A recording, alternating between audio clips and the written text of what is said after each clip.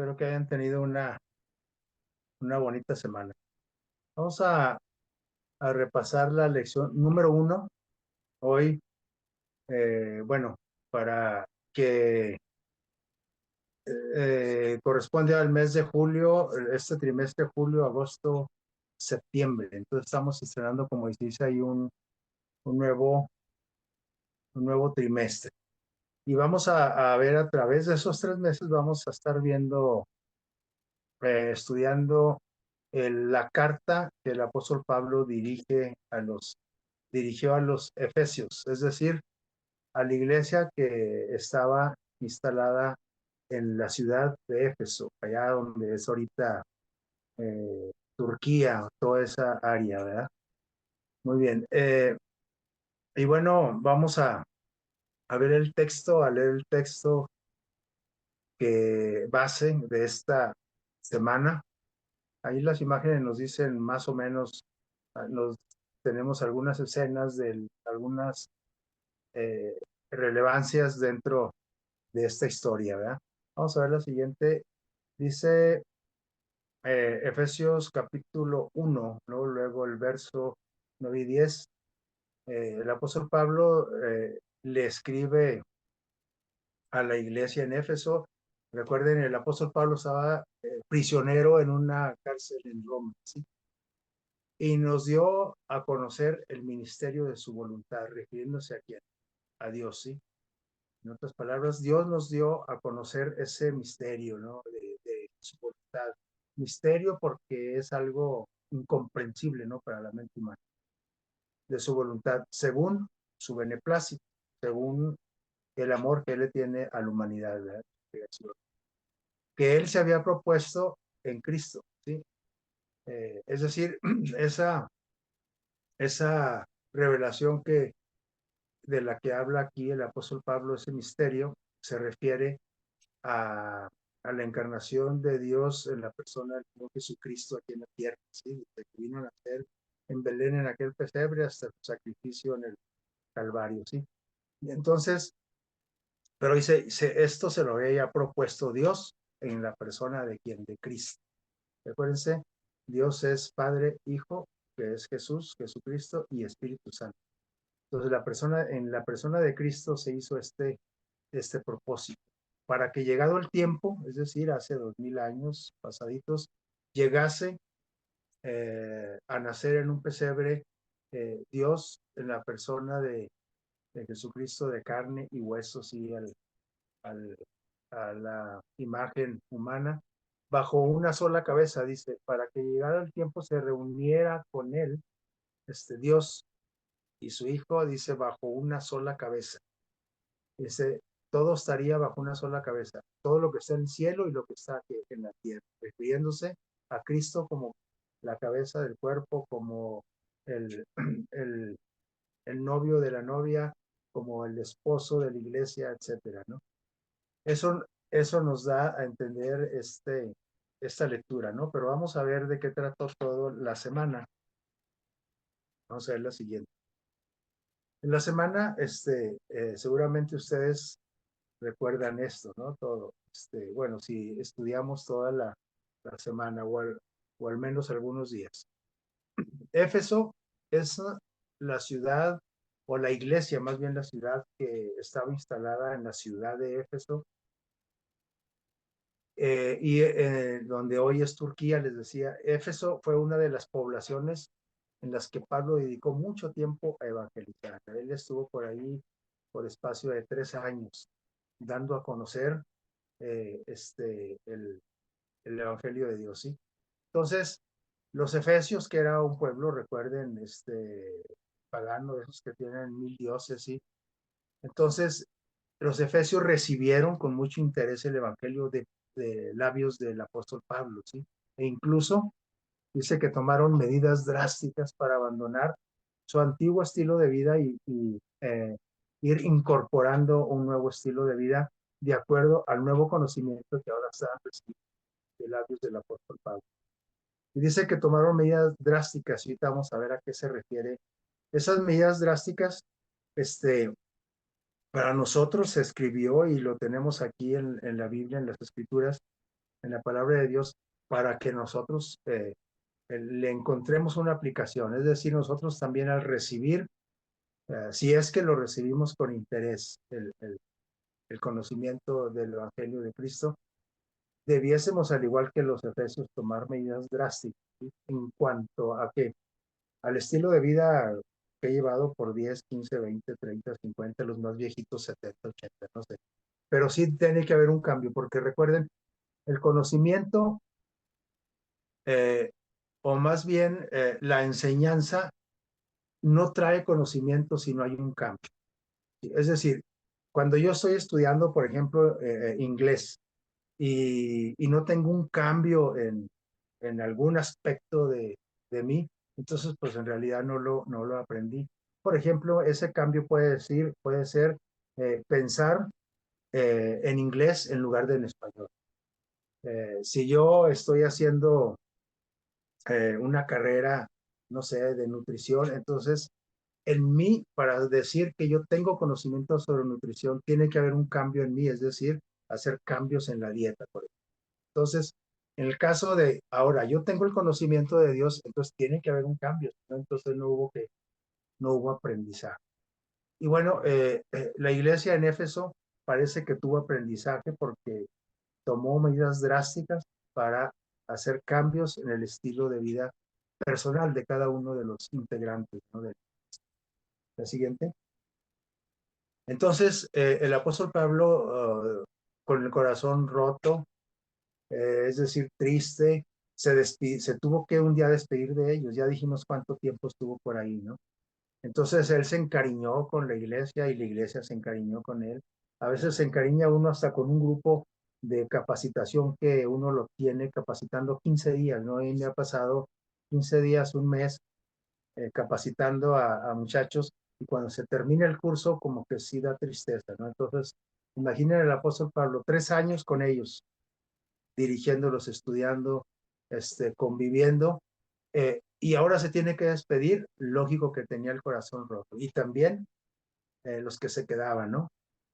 Dice, advirtiéndoles de una, uh, además se quedó, estaba más triste porque él sabía, por revelación de Dios, que venía una futura apostasía ahí en esa iglesia.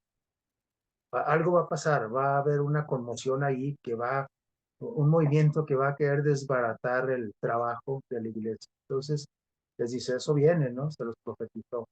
Algún tiempo después, Pablo, después de que parte y se va, sintió la necesidad de instruirlos, pero ahora no en persona, sino por medio de una carta, porque ahora Pablo estaba prisionero en una cárcel de Roma. Y entonces escribe una carta muy bonita que es de lo que se va a tratar todo este trimestre. Y esta es solamente la introducción, ¿no? De esa carta, esto que estamos platicando. La envía y entonces estudiamos en la semana que hay un autor de esa carta, ¿sí? Estudiamos que Pablo evangelizó Éfeso y, y estudiamos, repasamos la reacción de los efesios ante la evangelización por parte de Pablo. Conocimos algo de los destinatarios, es decir, cómo era el estilo de vida en Éfeso cuando Pablo llega, eh, y la temática, pues, del libro, de esta carta, pues es un estilo de vida elevado y también algunas metáforas que el apóstol Pablo les presenta para que les quede claro el conocimiento que quiere transmitir. El tema principal de toda la carta, ¿quién es? Pues Cristo. Así como Cristo es el tema principal de toda la vida. Y de cada libro, pues también en este caso, de, de la carta a los Efesios. Vamos a ver la siguiente. Éfeso, vamos a conocer un poquito acerca del autor, ¿sí? El autor, ¿quién fue? Pablo. Antes Saulo de Tarso, ¿verdad? Pablo evangeliza, sí, vamos a ver la siguiente. Pablo dice aquí, evangeliza Éfeso, a la ciudad de Éfeso. Dice por ahí que Hechos, el libro de los Hechos 18 y 19 dice, y llegó a Éfeso Pablo, y entrando en las sinagogas eran las iglesias donde se reunían los judíos que vivían en Éfeso, ¿sí? y entraba en las sinagogas y discutía con los judíos. ¿Qué discutía? Pues asuntos doctrinales, ¿no? Algunas diferencias que hay entre el judaísmo y el cristianismo. A pesar de que Pablo era judío, ¿sí? De sangre judía y romano por ciudadanía, ahora él había dejado todo eso y ahora él era un cristiano. Entonces, en tiempos de Pablo, Éfeso era una ciudad próspera. Podemos decir ahorita, como no sé, en México, decir Monterrey, Guadalajara, ¿sí? Torreón, no sé. Hablando de México, hablando del mundo, pues como algún país muy próspero como son los mismos norteamericanos, ¿no? O los asiáticos. Entonces, Éfeso era la capital de una provincia romana de Asia, ahí en esa península de Turquía, inmensa península, ¿sí?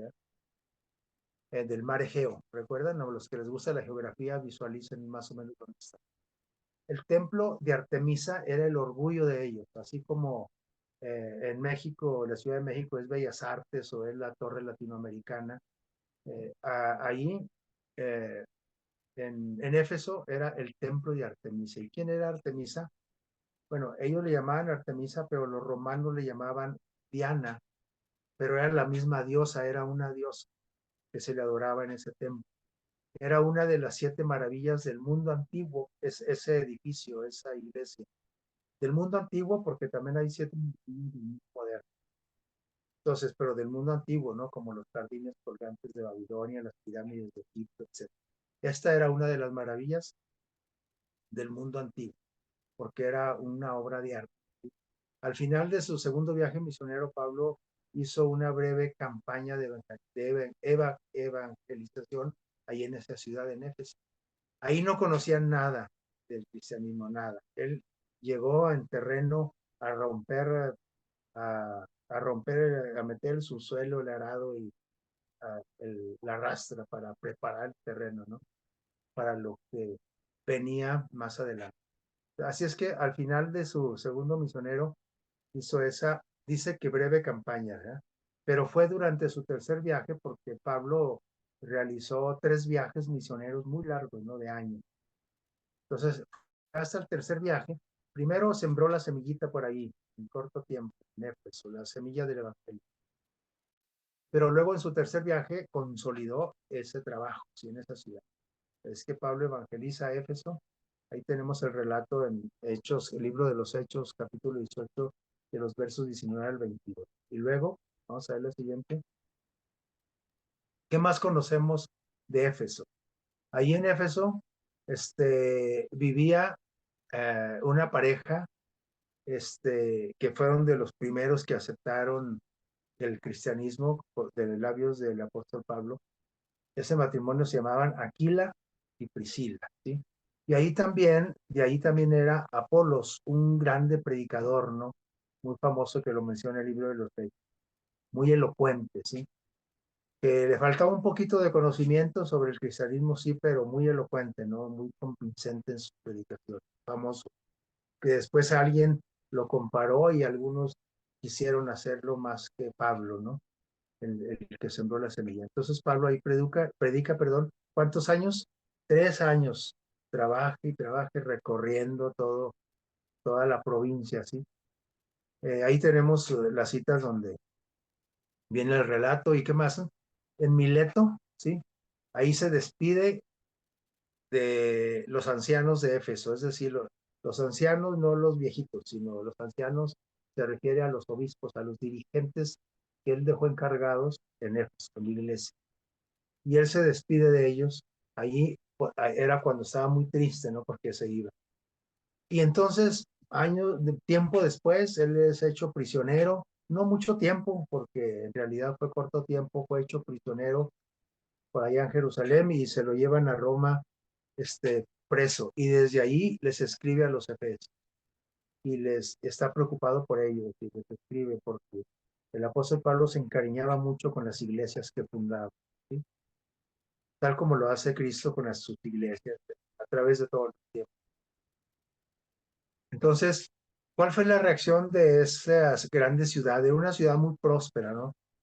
Imaginemos si Si estuviésemos hablando ahorita de una ciudad como Monterrey, por ejemplo, o sea, no como eh, otra, cualquier otra, para no menospreciar, no digo nombres, pero era de lo más próspero de ahí, de toda aquella región. Asimismo, dice Hechos 19:19, muchos de los que habían practicado la magia, ahí en Éfeso, los habitantes, que ahora estaban empezando a conocer la palabra de Dios, dice que muchos, porque ahí la brujería estaba en su apogeo, ¿no? Era como Titán en Durango o como Catemaco en Veracruz o no sé.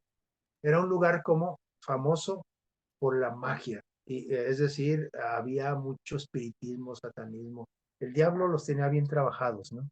Y entonces muchos de esos que practicaban magia empezaron a conocer el mensaje de Jesús. Y aquí es donde hace rato decíamos que los efesios hicieron cambios drásticos en su estilo de vida. Inclusive cambiaron de trabajo, cambiaron de... estos que practicaban la magia, miren lo que hicieron. Trajeron los libros de magia y los quemaron delante de todos en una hoguera. Y echa la cuenta del precio, lo que costaban todos esos libros para que vean cuánta gente era y cuántos libros había de magia negra y gris y de todas. Dice, hallaron que eran 50,000 piezas de plata. Imagínense ustedes 50,000 piezas de plata pura. Eso tiene una equivalencia a hoy. Y aquí está una equivalencia a euros. Ya si usted le quiere convertir a pesos mexicanos, bueno, o sea, como es el euro, será 20 pesos o no sé, o un poquito más. Pero miren, los cristianos de Éfeso quemaron voluntariamente estos libros de magia por un valor de esas 50,000 piezas de plata, hoy equivalen a 4 millones de euros. Eso costaba. Entonces, pues en realidad sí fue una decisión muy drástica, demostrando de que realmente querían cambiar de dirección, ¿sí? Querían cambiar de estilo de vida. A practicar la magia bajo el poder de Satanás, ahora querían practicar el cristianismo bajo el poder de Dios, de Cristo. Pero ¿qué les motivó a hacerlo? Eso, ¿qué fue lo que les motivó? Vamos a ver qué sería lo que les motivó. Ellos comprendieron, se dieron cuenta, esta fue su motivación. Ellos se dieron cuenta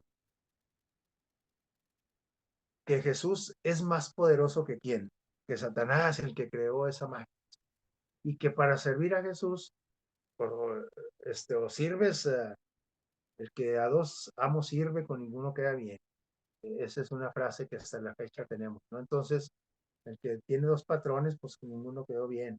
Yo tengo compañeros que trabajan en el seguro, en el ISSSTE, en el Hospital General o con nosotros y tienen su, ¿cómo se llama? Su consultorio particular y además trabajan, hacen en cirugías particulares y en realidad se hacen pedazos y bueno, para empezar, o quedas mal en el ISSSTE o en el seguro o en el 450 o no sé.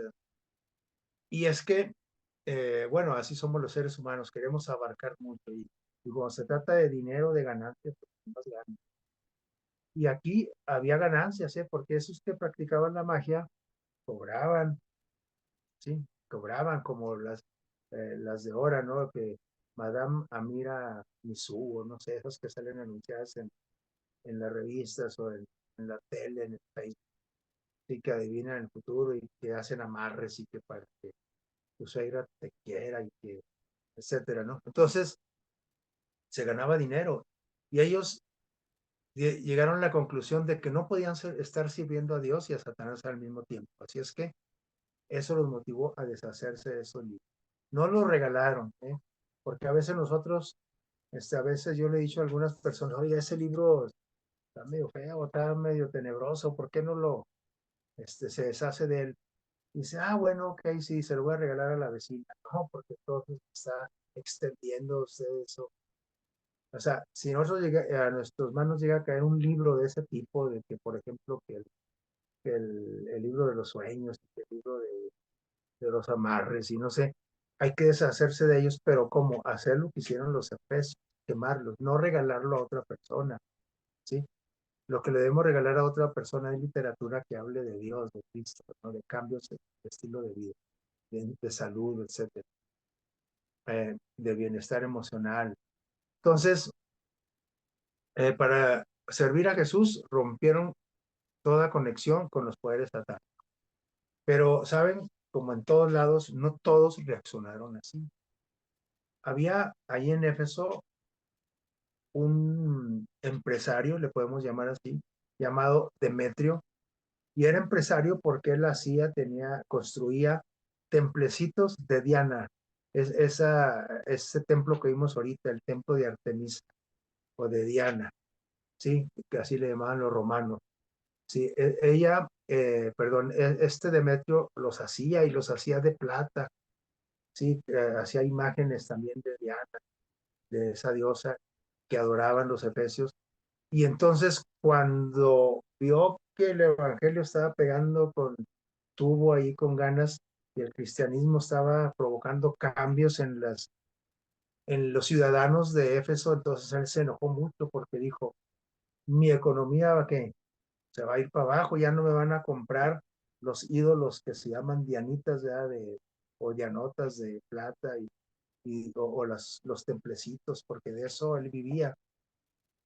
Entonces él vio amenazado su trabajo, su economía, y razonó de la siguiente manera: si todos aceptan a Cristo, mi negocio se va a desvanecer.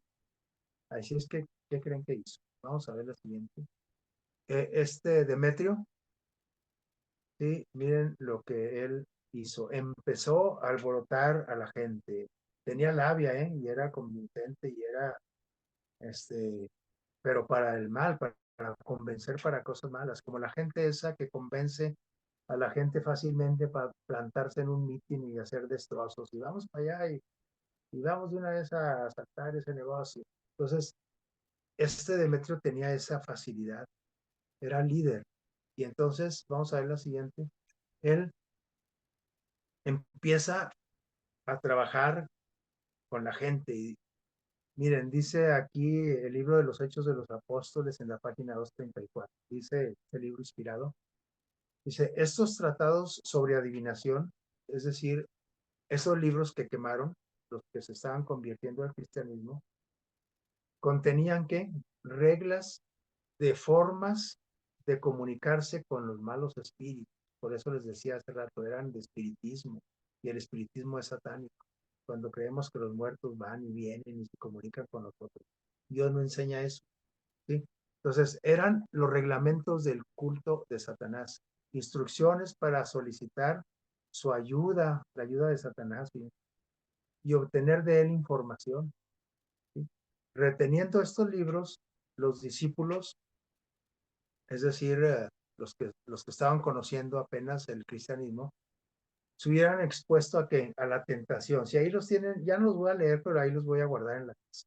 Hubieran tenido que la tentación, y entonces a lo mejor los iban a vender o los iban a conservar allí y algún día los iban a volver a conquistar, o los venden y ya dijimos ahorita, pues siguen propagando el espiritismo.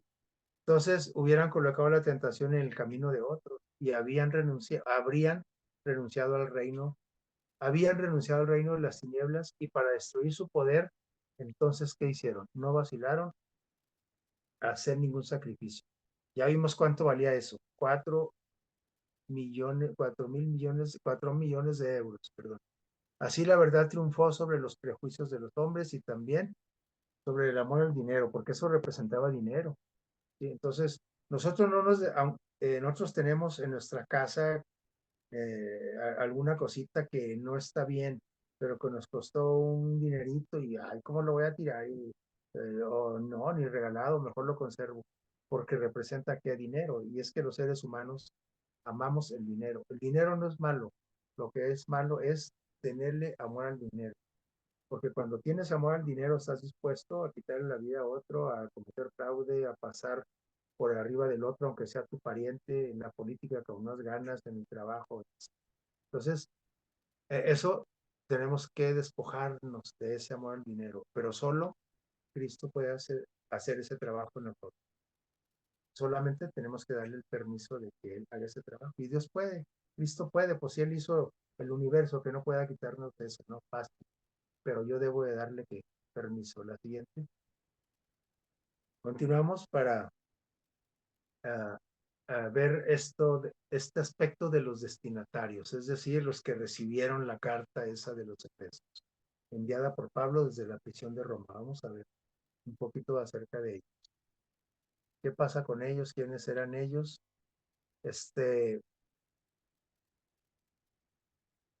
Permítanme. Dice Efesios 1:1, luego empezando la carta. Así Pablo se presenta, ¿sí? Para que sepan que es mi carta, soy yo, Pablo. Y luego él se describe a sí mismo, apóstol de quién, de Jesucristo. Pablo, él se consideraba el apóstol de Jesucristo por la voluntad de quien, de Dios, es decir, por el poder de Dios, porque pues para que Pablo se haya convertido de ser un judío que perseguía a los cristianos a convertirse en un apóstol de Jesucristo, pues eso increíble, eso solamente lo hacía quien lo podía hacer, el poder de Dios, y lo hizo. Por eso él se presenta así. Esas son sus cartas de presentación. Dice, y luego dice, me dirijo a quienes, a los santos, es decir, a los apartados para Dios, no santos de imágenes, sino santos, quiere decir apartados, es decir, a los miembros de la iglesia de Éfeso y fieles en Cristo Jesús, que están donde, viviendo en Éfeso. Así se presenta. Luego, iniciando la carta. Así es que Pablo escribió esta carta, pero como no era una carta personal, es decir, no dice que él escribe a quién, a todos los que están en Éfeso. No le escribe a Filemón, ni le escribe a Timoteo, ni le escribe a una persona en específico, es para toda la iglesia. Entonces esta carta se tuvo que leer en presencia de toda la iglesia, es decir, en público, se tuvo que leer en público. ¿Y quién la leyó? Tíquico, porque Tíquico fue el portador de esa carta. Pablo se la entregó a Tíquico para que él la llevara hasta eso. Y antes todo era a pie, en barco, en burro, caballo. Así es que esa carta seguramente desde Roma hasta Éfeso es muy lejos. No sé cuánto tiempo duraría en llegar esa carta. ¿Sí? Ahora las cartas llegan así, ¿verdad? Los mensajes, como ahorita. Yo estoy hablando y ustedes están recibiendo aquí en el instante el mensaje, ¿no? En aquel tiempo eran otros tiempos. Y hace poco todavía, ¿no? Cuando estaban las cartas en el correo, ¿no? Las escritas a mano, en papel. En aquel tiempo la iglesia se reunía en distintos hogares, es decir, no tenían un templo como ahora, ¿no? Que no sé, X templo. En aquel tiempo se reunían en casas, ¿sí? En distintos hogares, ¿no? A veces juntaban iglesias, orábamos a la casa no sé, de Priscila. Y ahí se juntaban varias familias para adorar, ¿sí? Esa era la iglesia, así era, no había un edificio, ¿sí? En otras palabras, no había edificio. Entonces, ¿quién se reunía en esas? Dice, pues varias familias, pero ¿quién más? ¿Qué incluía? Vamos a ver la siguiente.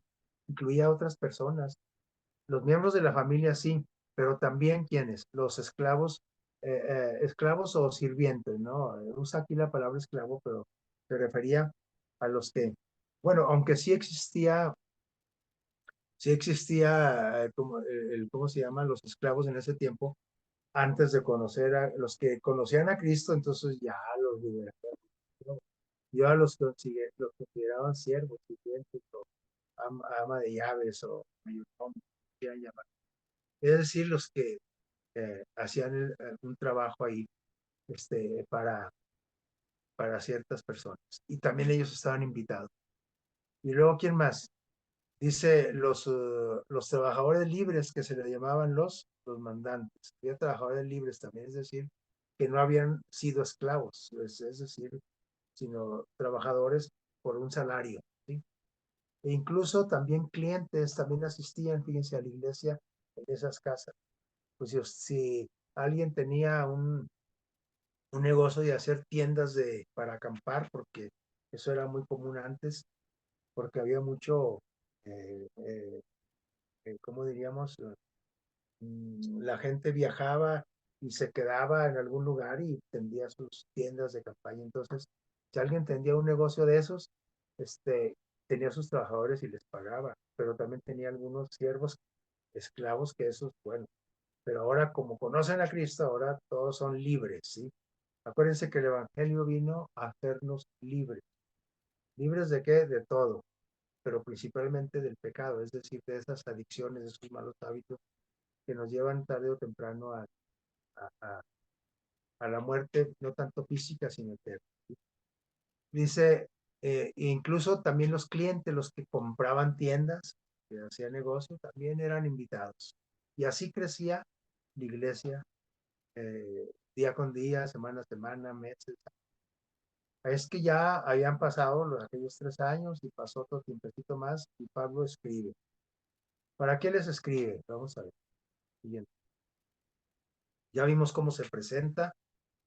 Sí, dice, aprovechó esta situación para incluir en su epístola, no alcanzo a ver lo que puse, que dice abajo, pero incluyó el darles ánimo, ¿sí? Vamos a ver la siguiente. El, el, el demostrarles que estaba al pendiente de ellos, aunque él estuviera preso. Fíjense, el que está preso aquí, ¿quién hace eso? Si alguien cae a la prisión, al contrario, es visitado en la prisión para, échale ganas, mira, ya me lo vas a salir y que ya te contraté licenciado. Y aquí el apóstol Pablo, él siendo preso, él se dedica a animar a las iglesias que él fundó por medio de cartas. ¿Quién va a tener ese ánimo cuando está en la cárcel? Bueno, Pablo lo tenía porque Pablo este, eh, tenía a Cristo en su corazón. Entonces, ¿de qué se trata esta carta así de manera general? Tiene una sección que habla de doctrina, ¿sí? Una sección doctrinal. Por ejemplo, este texto de él, en el verso 1, del 3 al 14. Y el verso 3 dice, bendito sea el Dios y Padre de nuestro Señor Jesucristo, que nos bendijo con toda bendición espiritual en los que hogares celestiales en Cristo. Está hablando de doctrina, está hablando de que Cristo viene pronto y entonces nos va a reunir a todos, dice la bendición espiritual, el día de su regreso. ¿Verdad? Va, y de todas las generaciones, desde Adán y Eva hasta el último que nazca, que hayan aceptado a Jesús. Les habla acerca, les dice que no solamente los está bendiciendo, sino que él ora por ellos. Dice, yo no me canso, y no sé, no me canso de dar gracias a Dios por ustedes. Él en sus oraciones los incluía y dice, gracias por hermanos tener. Dice, yo haciendo memoria de ustedes en mis oraciones. O sea, nunca se... A veces nosotros sí nos acordamos en nuestras oraciones, pues de nuestros hijos, ¿verdad? De que, bueno, pues sí, que me aumenten el sueldo y que esto, y que me vaya bien para acá porque voy a viajar, pero casi todas nuestras oraciones son medio egocéntricas, medio egoístas, ¿no? Este, o sea, pensando en beneficio personal. Pero aquí Pablo dice, yo no me los quito de la mente y yo pido por ustedes y doy gracias por ustedes. Y mis oraciones son intercesoras, dice, ¿sí? Para que Dios los bendiga. Les habla de doctrina como lo que es la unidad de que porque la iglesia ahora estaba formada de judíos, porque ahí había judíos, ¿se acuerdan que ahorita hablamos de las sinagogas donde se ponían los judíos, eran los templos de los judíos, pero había gentiles, los gentiles eran los que adoraban a esa Diana, ¿sí? Los judíos adoraban a Dios, pero a Cristo no, nomás a Dios. Y los gentiles, que eran los paganos, ellos adoraban a Diana de los Efesios y a otros dioses, ¿verdad? A Artemisa. Porque, y ahora Él les escribe, porque Él es nuestra paz. ¿Quién? Cristo, ¿no? Dice, Cristo es nuestra paz, que de ambos pueblos hizo uno. ¿De cuáles dos pueblos? De los judíos y de todo el resto del mundo, derribando las paredes intermedias de separación. Acuérdense que el pueblo judío hasta la fecha es un pueblo muy exclusivista, ¿sí? Yo nomás con los míos, con los judíos, yo no me fuera con los gitanos, no, ni con los mexicanos, ni con... Aunque ahora después de la diáspora, es decir, de la dispersión de los judíos en Jerusalén en el año 70, se dispersaron por todo el mundo y en el 1900, en la Segunda Guerra Mundial, cuando se termina la Segunda Guerra Mundial, les devuelven por ahí la Tierra Santa, y se vuelve a formar la nación de Israel, pero fíjense cuántos años que andaban errantes, por eso esa frase de parece judío errante, ¿no? Porque fueron dispersos en todo el mundo, pero ellos se conservaban su sangre pura, ¿no? Porque ellos nomás se casaban entre ellos, como los menonitas, ¿no? Y entonces siempre fueron así muy exclusivistas, también en los tiempos de Jesús. Pero ahora Jesús vino a qué? Les dice el apóstol Pablo, a quitar esa barrera. Cristo vino a morir no nomás por los judíos, también por los católicos, por los protestantes, por los adventistas, por los budistas, por los shintoístas, por los mahometanos, por los que no creen en nadie, en ningún Dios.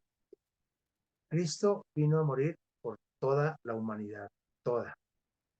¿Y quién va a recibir la vida eterna y ese premio cuando Cristo venga?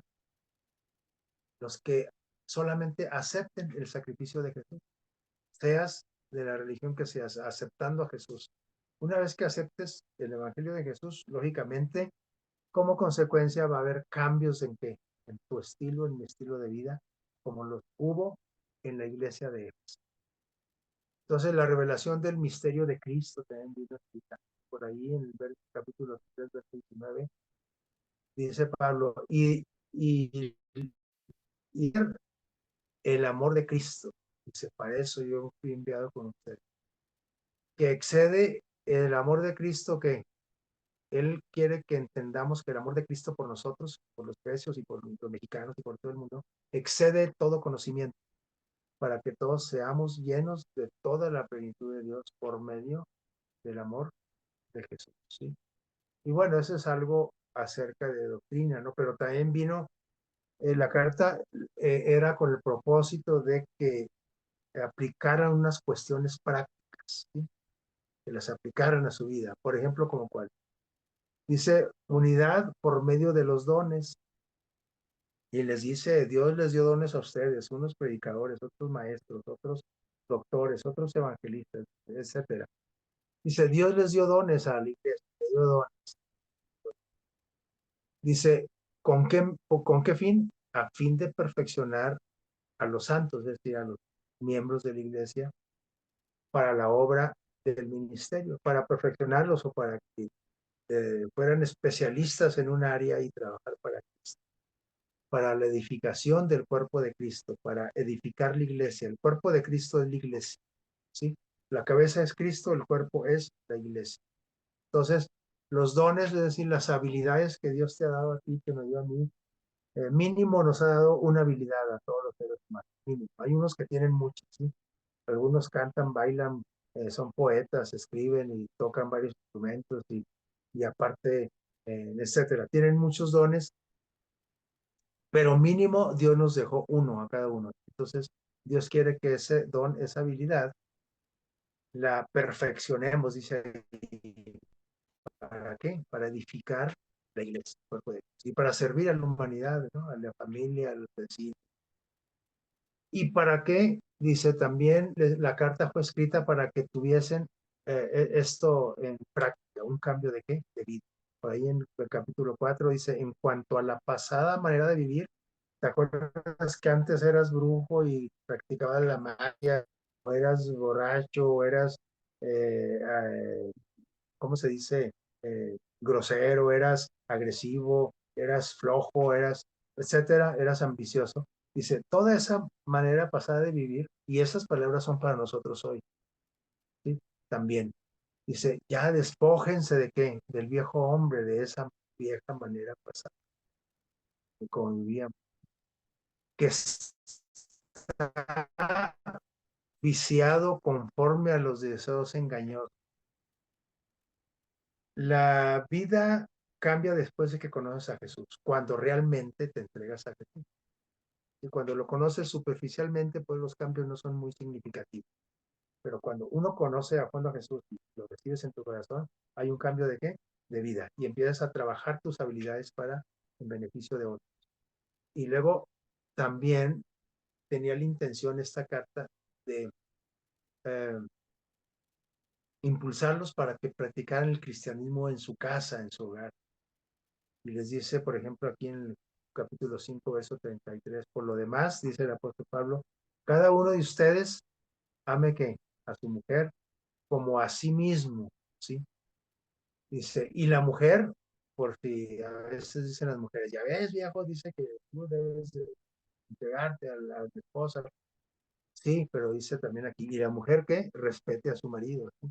Este es un ejemplo, pero también dice, a ver, tú también, esposo, esposa, tienes que educar y tienes que conducir y amar a tu hijo.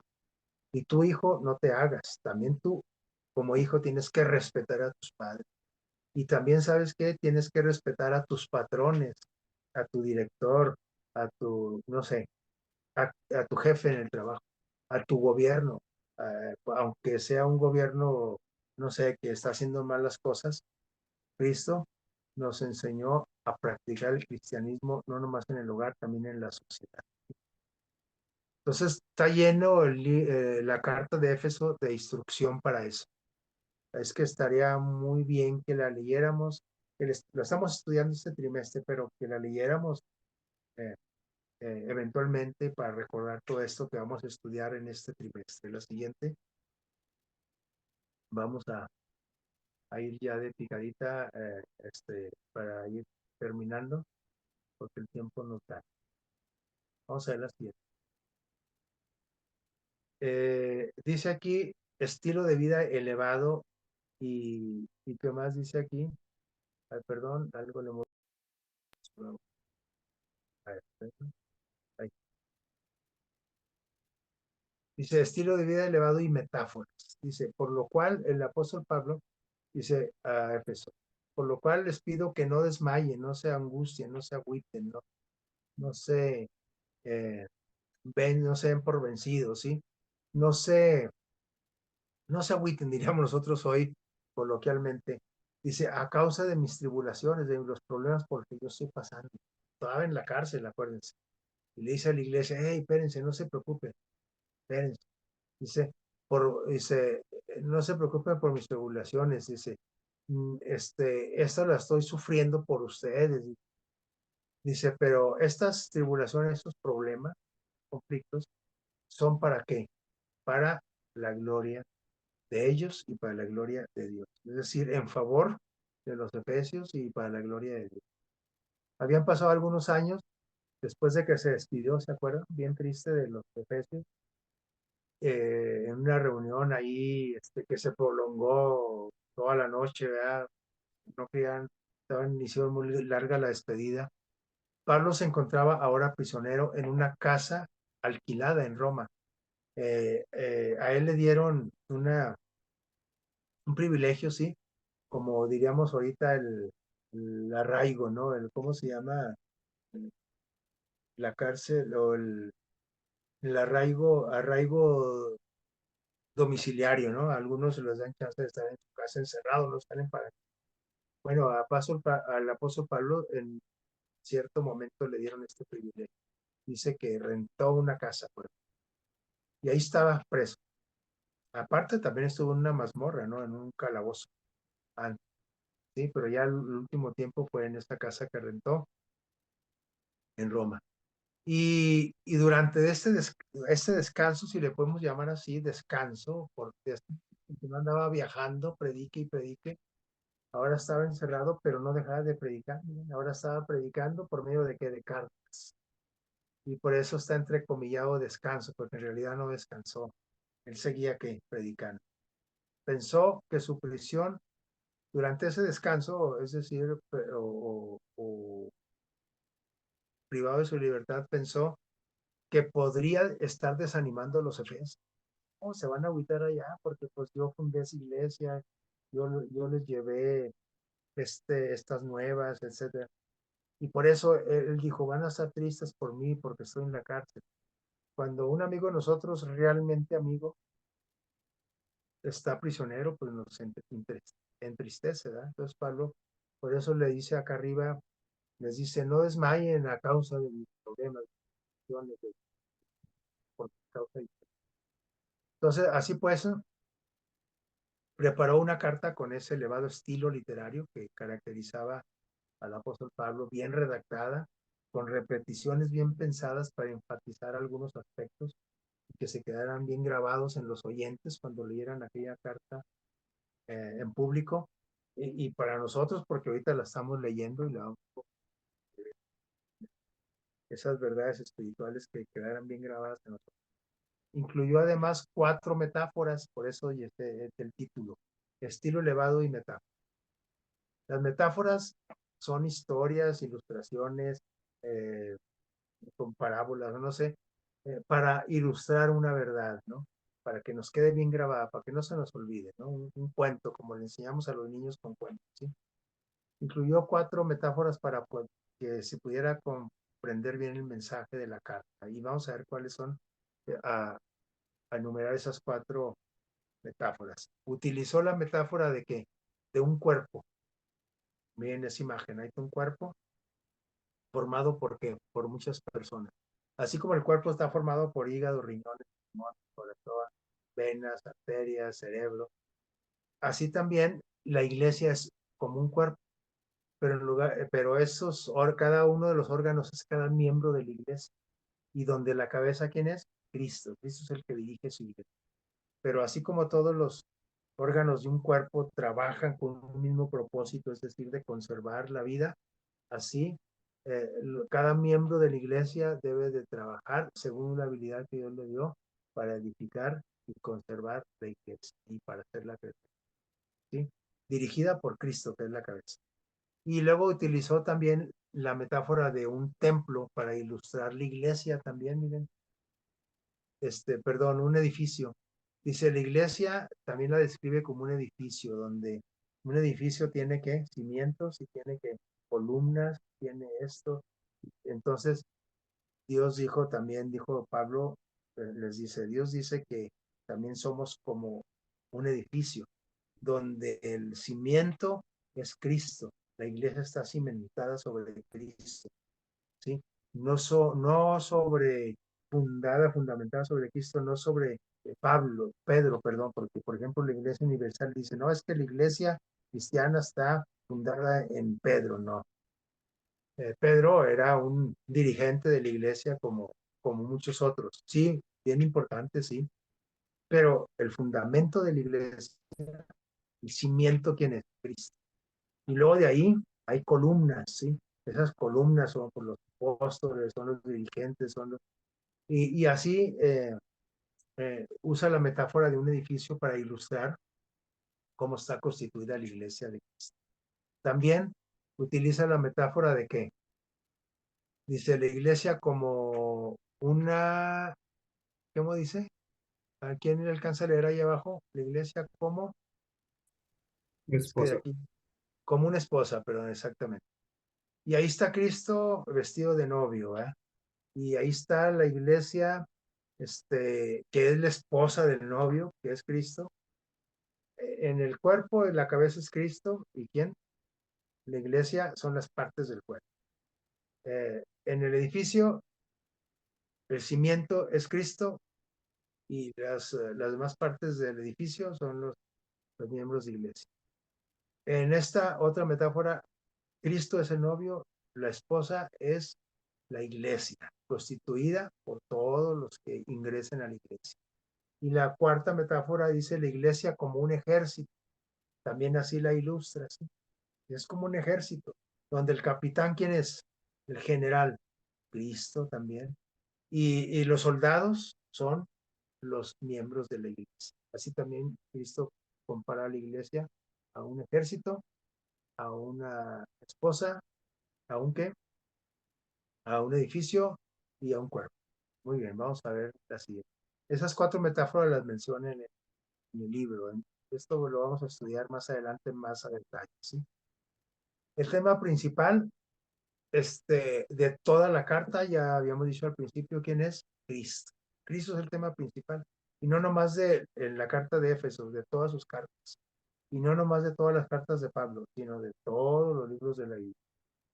El mensaje principal es Cristo. Dice, aún, Efesios 2:5, aún estando nosotros muertos en pecado, ¿qué dice? Porque todos estamos muertos todavía en pecado, hasta que no recibamos a Cristo y que Cristo venga por nosotros. Hasta que recibamos a Cristo, entonces podemos ser libertados de la muerte que ocasiona el pecado, es decir, la muerte eterna. Entonces, estando nosotros muertos en pecado, nos dio que la vida, Dios nos dio la vida juntamente con quién, con Cristo.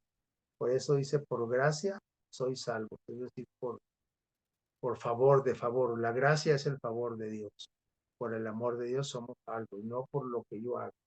No necesito irme de rodillas y aquí hasta frenillo, no sé, para merecer el amor de Dios. No, Cristo nos ama igual y no quiere ese tipo de sacrificio. El único sacrificio válido para que tú heredes la vida eterna es el sacrificio que ya hizo Jesús por cada uno de nosotros en la cruz. No hay duda pues acerca de que el tema principal de la carta, que en sus distintas formas, llámesele Jesús, Cristo, Jesucristo, Mesías, el Salvador, etcétera. Aquí, por ejemplo, en el libro de Éfeso, Pablo lo menciona 49 veces. ¿Qué les parece? 49 veces lo menciona. Y así es que el tema principal siempre es Cristo, siempre. Bien, la que sigue. ¿Por qué es el principal? Porque Cristo es el que nos salva. ¿Qué más?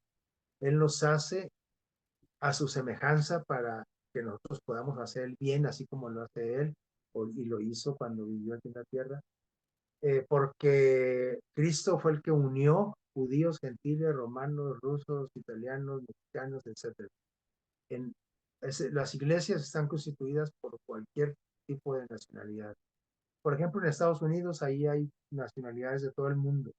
Y por ejemplo, la iglesia adventista ahí está conformada de muchas nacionalidades. Aquí en México, a lo mejor no, o en Durango, ¿no? Pero por ejemplo, en el Distrito Federal sí hay gente en la Ciudad de México, gente de muchas partes del mundo, ¿no?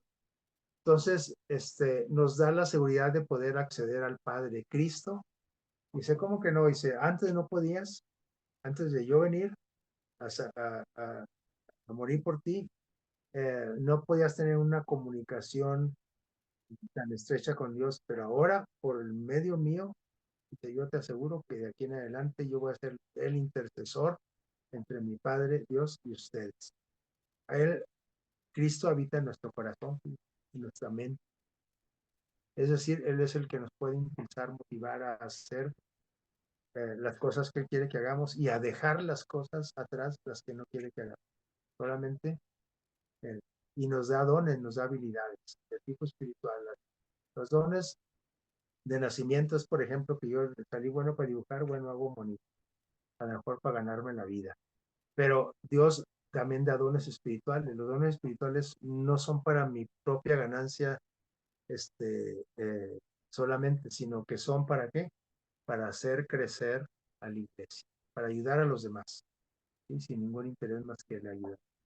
Nos ayuda a crecer a nosotros en conocimiento, en espiritualmente, etcétera. ¿Y qué más? La siguiente es nuestro ejemplo de amor y el Señor es, eh, es el Señor quien nos reanima, nos anima a seguir adelante cuando nos estamos como que flaqueando, decayendo, ¿no? Y finalmente vamos a ver, porque ya el tiempo, llegamos al final del tiempo, vamos a ver la siguiente, me parece que la última, creo que sí. Dice, estos mensajes que estudiamos en esta semana, dice eh, de una de las cartas de Pablo, ¿sí? Que él escribió, dice, no con poder humano. Es decir, Pablo escribe a los Efesios y ese mensaje nos llega hasta hoy, hasta nosotros, pero dice que lo escribió no con poder humano. Sí eran sus experiencias, sí era su conocimiento, sí, pero era inspirado por quien, por el Espíritu. Dice, sino con el poder de quién, de Dios, no con poder humano, sino contiene lecciones que deben de ser estudiadas por todos, lo que hace rato decía. Lo vamos a estudiar todo el trimestre, sí, pero hay que releerlo en otras ocasiones. Lecciones que serán de provecho, repetir frecuentemente. En ellas, en estas palabras, en este caso, en particular, el libro de los Efesios, vamos a encontrar delineada la piedad práctica. Es decir, la piedad es el amor práctico, práctico, no teórico, no. ¿Sí? Y aquí se formulan principios que deben ser seguidos en cada iglesia, en todo el mundo, todas las iglesias cristianas. Y se define aquí el camino que lleva a la vida eterna, como en otras cartas también, como en otros libros. Y el mensaje central es Cristo, pero es Cristo quien nos lleva a la vida eterna. Cristo es la verdad y el camino, ¿sí? Él es el camino y la verdad que nos lleva a la vida eterna, sí, pero Él quiere que a través del conocimiento, porque ¿cómo Cristo me va a llevar a la vida eterna si ni siquiera lo conozco? Y la forma de conocerlo es eh, estudiando su palabra, sus escrituras. Que Dios los bendiga y que ojalá que el estudio de este libro en este trimestre sea de grande bendición para cada uno de ustedes y sus familias. Que tengan un feliz sábado todos.